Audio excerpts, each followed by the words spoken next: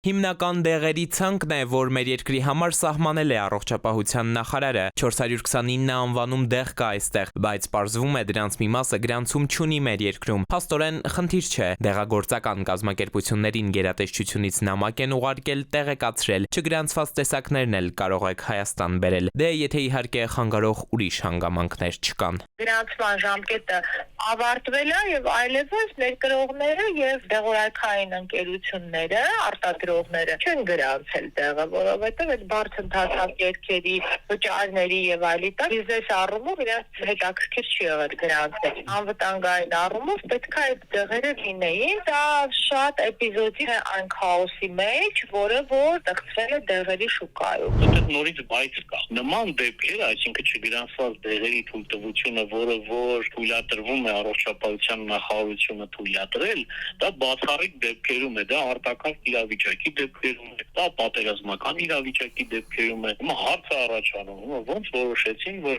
մի դեղը թույլ տան դել, իսկ մյուս դեղը չէ։ Այս համայնապատկերում առաջին անգամ չէ, որ մասնագետներն ահազանգում են դեղերի դեֆիցիտի մասին, որ առկա է մեր երկրում։ Հիմա ընդհանուր առմամբ մոտ 3300 գրանցված դեղ ունենք, որից ներմուծվող գրեթե 2000։ Առողջապահական փորձագետների գնահատմամբ այս թիվը առանց այն էլ չնչին է խնդրահարույց։ Նշում են, մեր 3 միլիոն բնակչությանը միջին 8000 գրանցված դեղ է անհրաժեշտ։ Հենց այդքան օրինակ մեր հարևան վրացիներն ունեն։ Ամենահեշտ տարբերակը, որը տվյալ պահին կա, նույն կանոնակարգով, նույն ձևաչափով, ԵԱՏՄ կանոնակարգով ընդունվել է ԵԱՏՄ միասնական գրանցամատյանում մոտավորապես 10000 անվանում դրանցված է, այսինքն այդ դեղը գրանցել են թե Ռուսաստանում, թե Բելարուսիայում, թե Ղազախստանում, ասում ենք այդ դեղերը